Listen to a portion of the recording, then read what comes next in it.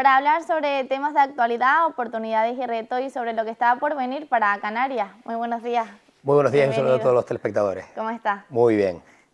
Bueno, Alfonso, vamos a hablar un poquito del conflicto con Oriente Próximo, que está generando como un poco de incertidumbre. ¿En qué puntos o qué es lo que le preocupa al gobierno canario, lo que pueda traer de consecuencias a las islas? Bueno, lo primero es cierto grado de preocupación respecto de los canarios y las canarias que se encuentran en toda aquella zona, ¿no? Al final el cierre del espacio aéreo está originando muchísimos problemas, muchísimos quebraderos de cabeza y mucha incertidumbre y preocupación, y ahí lo que hemos hecho desde el gobierno de Canarias es contactar con el Ministerio de Asuntos Exteriores, ponernos a disposición, pero bueno, en la medida en la que el espacio aéreo está cerrado, pues poco margen tenemos, ¿no? Más allá de estar atentos y ocupados, ¿no? en intentar tener información. Y por otro lado, ¿no?, estar pendiente porque se está produciendo un incremento del precio del barril de petróleo. Eso conlleva un aumento en todo lo que tiene que ver con los transportes de mercancías, y al final un archipiélago como es Canarias, que depende casi 100% del transporte marítimo o aéreo, el incremento del precio se va a notar en el incremento del precio de los billetes de avión, del precio del flete de los contenedores de mercancías, etcétera. Y al final se acaba trasladando el precio a la cesta de la compra, ¿no? Entonces asistimos con preocupación y ocupados para ver cómo se va monitorizando toda esa evolución de los precios, para ver qué medidas correctoras se pueden ir estableciendo. Es muy pronto todavía para poder tener una valoración clara, porque es muy reciente, desde este mismo fin de semana, pero sí, desde la Consejería de Economía que dirige el vicepresidente Manolo Domínguez, ya se está encima del asunto y se está monitorizando.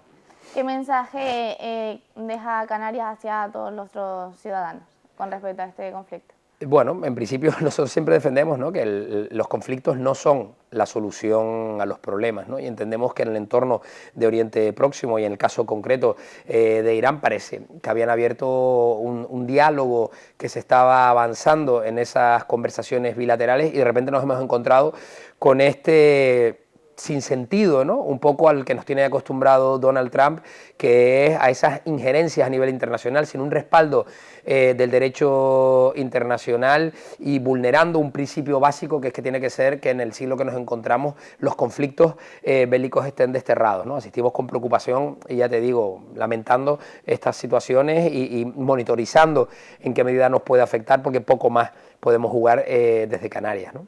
Bueno, el presidente del gobierno, Fernando Clavijo, en estos días daba declaraciones ante este conflicto y comentaba que no compartía la posición de Pedro Sánchez, pero que evidentemente la respetaba. Más o menos, ¿a qué se refería exactamente? Bueno, al final yo creo que le toca hoy mismo, ¿no? El presidente Pedro Sánchez ha hecho una rueda de prensa posicionándose en el no contra la guerra, ¿no? Desmarcándose incluso de cuál está siendo la corriente del resto de la Unión Europea, ¿no? Nosotros entendemos que jugamos en un mundo global, en un mundo en el que la gran vecindad debe ser tenida en cuenta, y vamos a decirlo así, nuestro equipo es el equipo europeo, ¿no? Entonces nosotros condenamos la guerra, ninguna solución bélica puede ser la respuesta, y a partir de ahí tienes que entender que las relaciones internacionales están condicionadas en muchas ocasiones por grandes fenómenos económicos, ¿no? Y al final a mí me queda la duda o la tristeza de saber si detrás de todo esto está la preocupación por el pueblo iraní y la vulneración de los derechos que están produciendo en ese país de hace más de 30 años, o tiene que ver el control del estrecho de Hormuz y el petróleo que fluye a través de ese canal, ¿no? Parece que ahí es donde está el foco, y es lo mismo que motivó a Venezuela, ¿no? Entonces no podemos volver a la época de los grandes imperios colonialistas, porque yo creo que en el siglo que nos está tocando vivir estamos condenándonos a repetir el pasado, y ese pasado nos trajo enseñanzas muy dolorosas, y nosotros entendemos que por la vía del diálogo debe ser el camino por el que se avance. Bueno, por otro lado, otro de los asuntos pendientes, las RUP, las regiones ultraperiféricas. ¿En qué punto se encuentra la carta que debería llegar a Bruselas? Vamos a ver, lo primero es contextualizar un asunto.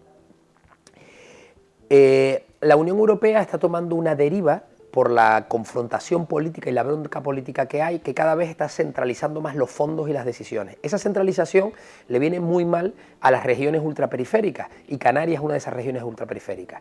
Canarias ha evolucionado a lo largo de los 25 años de la mano de la Unión Europea, y gracias a la apuesta económica, pero también al acompañamiento que se ha hecho desde Bruselas a Canarias. Ahora mismo eso está siendo puesto en duda. El cambio del modelo de relación de Canarias con Europa podría suponer de facto la expulsión de Europa de las regiones ultraperiféricas y por lo tanto de Canarias. Y estamos tremendamente preocupados. ¿Qué estamos intentando? Plantear un frente común por las 9 regiones ultraperiféricas y los 3 Estados miembros, España, Francia y Portugal, para que ese cambio no se produzca, para que las regiones ultraperiféricas podamos seguir teniendo voz en la Unión Europea y sigamos teniendo un trato singular, que es aquel que nos ha permitido llegar hasta donde estamos. Y hay un ejemplo muy claro: las decisiones desde Centro Europa, legales, económicas, ambientales, tienen que ser moduladas para una realidad, que es la realidad en el contexto de Canarias. Al final nosotros somos frontera sur de Europa, somos el punto más alejado del continente. Al final nosotros geográficamente somos África, y eso debe ser tenido en cuenta a la hora de modular decisiones europeas. Perder esa voz podría significar poner en riesgo esa modulación. Imagínate que leyes que se pusieran en marcha en Bruselas, en Dinamarca, en Francia, nos afectaran a nosotros de la misma manera en cuanto a consumo eléctrico, acceso a determinadas fuentes de generación de energía, temas como que tienen que ver con los recargos a las emisiones de CO2, cuando a nosotros en Canarias para todo dependemos de la conexión aérea. ¿Cómo perjudicarían esas decisiones a Canarias si Canarias no tuviera la posibilidad de en Bruselas, con su voz y su acento, poder defender sus intereses? Bueno, y todo eso lo buscan en la reunión con los jefes de las regiones ultraperiféricas. Claro, al final ya no solo es que se trate de buscarlo ahí, es que la legislación europea permite que los Estados miembros, España, Francia y Portugal, puedan establecer en la Comisión y usar el derecho a veto, el veto al cambio de estas políticas hacia Canarias desde Europa. Y nosotros lo que estamos reclamando es, por parte del Gobierno de España, que defienda a Canarias y que haga valer su derecho a voto en Bruselas para defender a Canarias. Y una vez más, Pedro Sánchez no se pliegue a los intereses de otros y no a los intereses de Canarias para defender los asuntos en el contexto de la Unión Europea. ¿A qué crees que se debe que Pedro Sánchez no está tan implicado en Canarias para defender un estatus que nos pertenece, que nos corresponde al final? Bueno, esto... a ver, que hay una idea muy clara, y es que para Pedro Sánchez y para Ángel Víctor Torres los asuntos de Canarias no son prioritarios. Pedro Sánchez tiene una preocupación en la cabeza, y es seguir manteniéndose en la Moncloa, y para eso le hace falta determinados votos, y los votos que le hacen falta son los de catalanes y vascos, y por lo tanto, para Pedro Sánchez hay prioridades en el conjunto del Estado español, la que le fijan los catalanes y los vascos. A mí, sin duda, lo que me entristece es que haya un ministro canario, expresidente del gobierno, que es Ángel Víctor Torres, que esté permitiendo que el gobierno de España ignore las necesidades de Canarias. No podemos permitir que el gobierno del Partido Socialista siga ignorando las necesidades de Canarias. Bueno, en relación a Madrid y al gobierno, ¿está siendo difícil defender la agenda canaria? Está siendo muy difícil porque no es una prioridad. Los asuntos de Canarias no son prioritarios para el gobierno de España. Por eso, ¿qué ha hecho el presidente Fernando Clavijo? Dar un paso al frente. Le ha dicho: oiga, Pedro Sánchez, usted es incapaz de tener los votos suficientes en el Congreso de los Diputados para sacar asuntos adelante. Por ejemplo, los temas presupuestarios, los dineros que tienen que venir a Canarias. ¿Vale? Nosotros vamos a hacer una cosa. Yo le voy a preparar un documento, Canarias va a preparar un documento técnicamente muy solvente, lo vamos a poner encima de la mesa del gobierno para que cada uno de esos asuntos pueda contar con el apoyo de más de 140 diputados. Nosotros desde Canarias nos encargamos de que el Partido Popular, de que el resto de formaciones políticas se sienten a hablar de Canarias, y por lo tanto necesitamos que el gobierno del Partido Socialista ponga asunto y se siente a este tema y se deje de estar inventando excusas o se deje de darle prioridad a los asuntos de otras comunidades autónomas, como te decía antes, de, por ejemplo, Cataluña y el País Vasco. Y asimismo, ¿qué en punto se encuentra también el decreto Canarias? Bueno, pues estamos en este momento, ya lo hemos enviado, ahora estamos pendientes de que la vicepresidenta primera y ministra María Jesús Montero nos dé esa cita para esa reunión. Seguimos esperando, llevamos 15 días esperando para que nos den cita, pero es que igual llevamos esperando para Ángel Víctor Torres para lo que tiene que ver con la convocatoria de 2 reuniones bilaterales para hablar de la cogestión de los aeropuertos por parte de Canarias o para hablar de la gestión de los impuestos derivados del REF para esta comunidad autónoma. Para esos asuntos, para Ángel Víctor Torres en Canarias no hay ninguna prisa, no se convocan las reuniones, y sin embargo vemos por los medios de comunicación como Ángel Víctor Torres se ríe y avanza con las comunidades autónomas que le son fundamentales, como es Cataluña y el País Vasco. comentando que para esta legislatura no, pero para que la próxima legislatura sí a lo mejor se da, ¿no? Muy bien, entonces, bueno, ¿qué le decimos a los ciudadanos de Canarias? Oiga, mire, es que Pedro Sánchez y Ángel Víctor Torres opinan que los problemas en sanidad, en educación, los temas de carreteras para los que hay financiación que viene del gobierno del Estado, no son una prioridad. Oye, no lo hablamos ahora, lo hablamos el año que viene. Oiga, no. Yo creo que hay que ser serios. Y lo primero es tener responsabilidad con los ciudadanos. E insisto, aquí lo que hay es una falta de priorizar los asuntos de Canarias. ¿Y por qué no los priorizan? Porque no les interesan, porque no le hacen falta los votos. ¿Tú crees que si en lugar de tener una diputada, Cristina Valido, Canarias, en Madrid, tuviéramos 7 como tiene Junts, estaríamos hablando de esto? Pues claro que no. Al final sucede una cosa, y es que en la medida en la que no consigamos hacer entender a los vecinos y vecinas de Canarias que cuando llega el momento de unas elecciones generales, en lugar de votarle a un partido que lo que tiene en Canarias es una franquicia, que es el Partido Popular o el Partido Socialista, tienen que votarle a un partido que tenga obediencia a Canarias. Siempre digo lo mismo, Coalición Canaria. Mi jefe no está en Madrid, no está en Génova, ni está en Ferraz. Aquí yo a quien me debo y a quien tengo que darle respuestas está en Canarias. Y por lo tanto, nosotros el enfoque ya no es tanto de bloques, ¿no? Rojos, azules, izquierdas o derechas, sino es un bloque de apostar por tu tierra, por un enfoque nacionalista, ¿no? Esto que parece, pues bueno, que en el País Vasco o Cataluña se ha entendido, yo creo que en alguna ocasión hemos fracasado a la hora de explicar los de Coalición Canaria, pero nos marcamos el objetivo de que tiene que ser fundamental, porque a esta tierra se le trata en Madrid en función del peso que tienen los diputados y las diputadas nacionalistas. Esa es la realidad en la que nos encontramos. Bueno, por otro lado, Alfonso, en enero se celebró el FITUR, la Feria Turística en Madrid, en IFEMA. ¿Qué balance hace de Canarias en la feria? Bueno, yo creo que los datos turísticos en Canarias son muy buenos, ¿no? Estamos hablando de que en el año 2025 el impacto económico en Canarias estuvo en torno a unos 23.000 millones de euros. Imagínate, ¿no? La importancia que tiene en el Producto Interior Bruto de Canarias el peso turístico. Pero hay una realidad. Necesitamos seguir trabajando en una realidad, porque ese es otro mantra que hay muy establecido.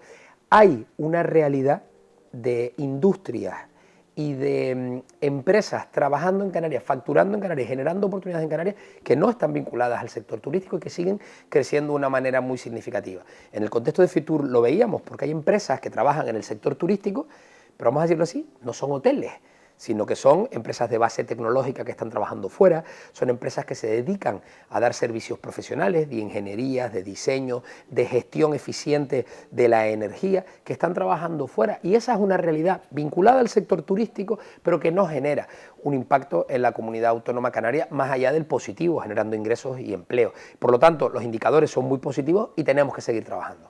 Bueno, no solo Canarias llega a Madrid, sino también a la ITV de Berlín en estos días. Sí, bueno, ahora mismo tenía la oportunidad de hablar ayer con la consejera Jessica de León, que está ahora mismo en Berlín. Sin duda el mercado alemán es un mercado muy importante para Canarias, es casi, debería decir que el turista que más gasta y que más conciencia ambiental tiene. Desde hace muchos años elige destinos, elige hoteles en función de su grado de conciencia ambiental. Para nosotros es un mercado históricamente muy vinculado a Canarias. Hay una curiosidad que me parece importante, y es que en el mercado alemán es muy normal que haya turistas repetidores y que con normalidad un turista alemán haya estado en varias ocasiones en Canarias, en varias islas diferentes. Yo creo que ese vínculo es importante, y ahí para muestra un montón todos recordamos las imágenes de Angela Merkel, por ejemplo, en la isla de La Gomera, que históricamente viene a veranear La Gomera. Te digo, hay un vínculo para nosotros muy importante, y sin duda en la ITV se está ahora mismo realizando el trabajo para los próximos meses. ¿Cuál es el principal mensaje que se lleva a Canarias a Berlín? Bueno, seguimos estando aquí, somos un destino consciente, y lo enfatizo mucho, somos un destino que ha ido evolucionando y creciendo, poniendo el foco en la autenticidad y como elemento diferenciador. Tú cuando vienes a Canarias, nosotros buscamos la experiencia completa, no el todo incluido, sino tratamos de que aquí haya un acento, un producto, un contacto con la Canarias real, ¿no? Y que eso se traduzca en generación de oportunidades, de empleo y de riqueza. ¿Y se notan resultados reales después de las presencias en diferentes, bueno, en estas ferias que estamos hablando? Sin lugar a dudas, al final es el momento en el que se aprovecha para hacer las negociaciones del siguiente periodo. Por ejemplo, ahora en ITV no se está hablando del verano, se está hablando del último trimestre del año y el primer trimestre del 2027, ¿no? Entonces, claro, para que nos hagamos una idea, ¿no? Las empresas turísticas, hoteleras puedan tener visibilidad con la turoperación sobre qué número de camas, qué precios se van a poder manejar, eso hay que negociarlo con mucho tiempo de antelación. Y se da el momento en el ITV para que se produzca ese encuentro de todos los players, todos los operadores vinculados al sector y se acelera mucho la toma de decisiones. Bueno, y también con Proesca en Fitur se llevaron a cabo bastantes alianzas, como por ejemplo en Celcan. ¿Cómo surgió la alianza? Bueno, al final era un poco lo que te decía, ¿no? Nosotros históricamente Canarias es un destino maduro, sólido, turísticamente hablando. Cuando Canarias habla turísticamente hablando, lo hace al nivel de los grandes países incluso. Bueno, desde el Gobierno de Canarias, ¿qué intentamos? Utilizar esa madurez, utilizar esa solidez que tiene nuestro mercado turístico para generar más ingresos vinculados al sector turístico, pero fuera de lo que es el sol y playa, fuera de esa parte. Y es esa otra parte que te contaba, de empresas vinculadas al sector turístico. Oye, ¿de por qué no un hotel que se vaya a abrir en Marruecos o en Río de Janeiro lo puede gestionar una empresa canaria que tiene conocimiento y que lleva más de 50 años gestionando hoteles en esta tierra? ¿Por qué el diseño de interiorismo de una instalación de estas características o la implementación de los sistemas de ahorro de energía no lo hace una consultora canaria? Bueno, pues al final el convenio con Celcan lo que hace es analizar determinados nichos de oportunidad para el sector turístico, generando ingresos deslocalizados de Canarias. Bueno, y si no me equivoco, Canarias llevó a más de 40 profesionales al mercado de la Berlinale, el Festival de Internacional de Cine en Berlín. ¿Cómo fue ese encuentro, esa experiencia? Bueno, pues al final lo primero es que fue muy gratificante porque obtuvimos un premio y la isla de La Palma fue seleccionada como el mejor destino de Europa para realizar y grabar exteriores. Sin duda, un hito muy importante. 40 profesionales de Canarias, 40 empresas canarias que estuvieron allí, pero es que hay que hacerte, yo creo que es importante que los telespectadores también se hagan una idea de lo que estamos hablando. Cuando hablamos del sector audiovisual en Canarias, ¿de qué estamos hablando? ¿No? Porque esto es como, lo oímos mucho, pero ¿qué es realmente? Pues estamos hablando ahora mismo de que en el año 2025 el sector audiovisual generó 432 millones de euros de ingresos en Canarias, para empresas canarias, generó 20.000 puestos de trabajo en 180 rodajes.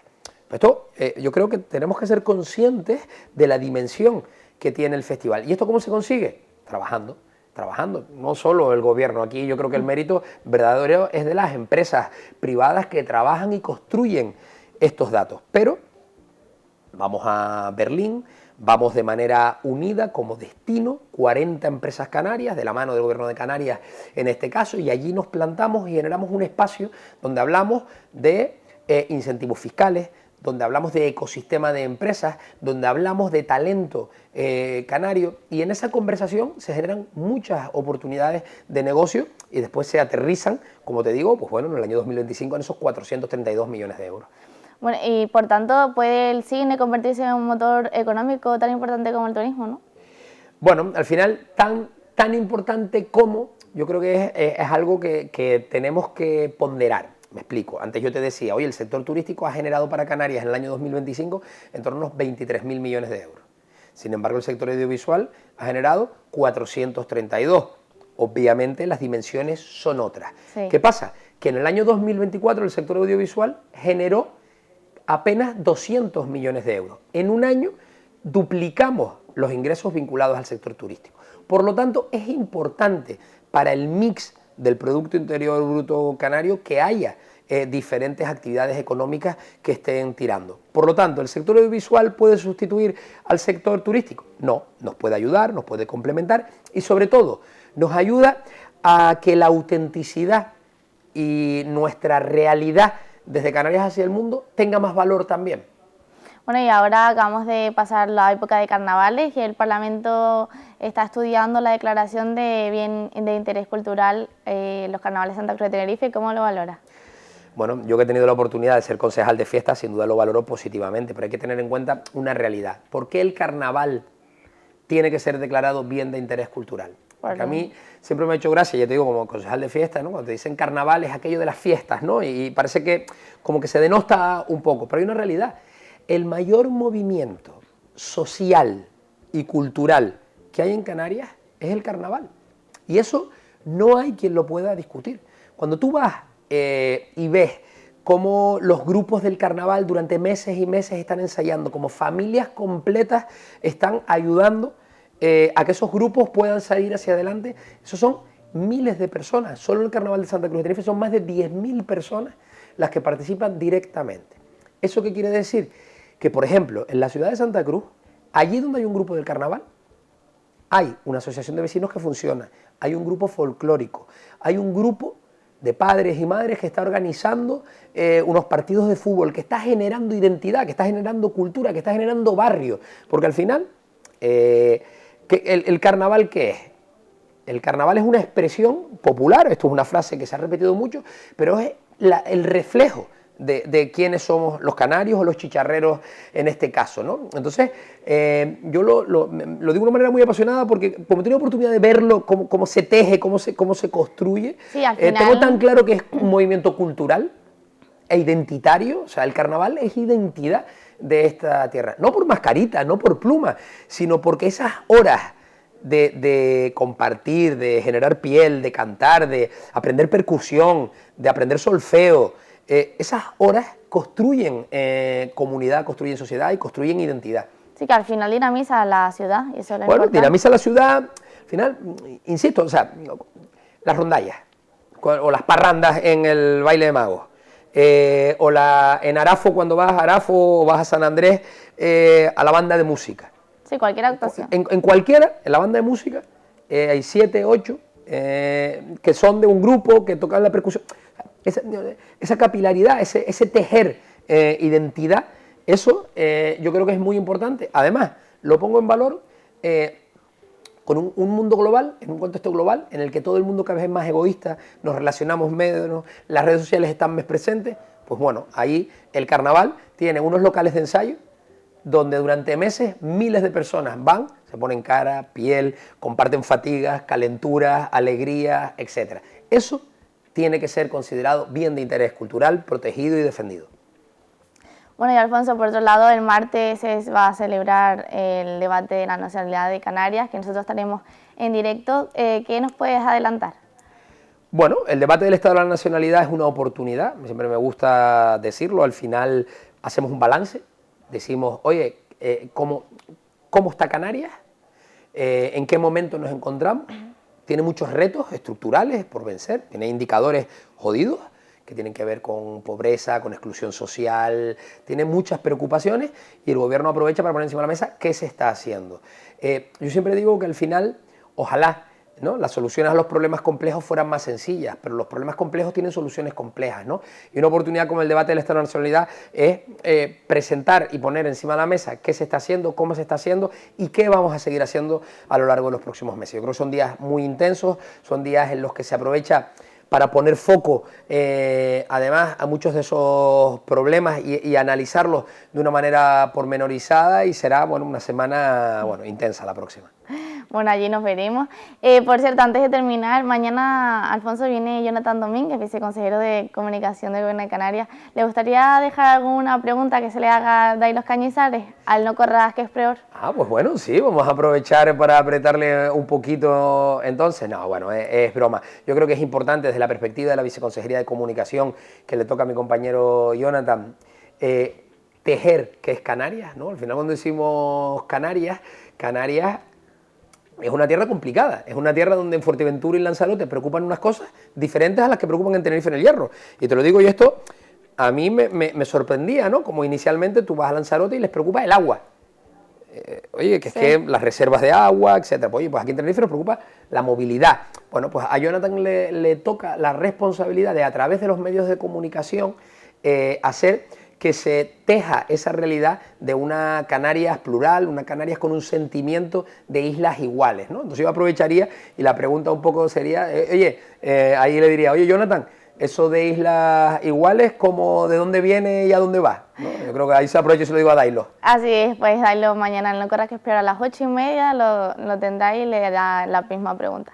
Muchas gracias, Alfonso, por estar aquí con nosotros y a seguir trabajando. Muchas gracias a ustedes y un saludo a todos los espectadores.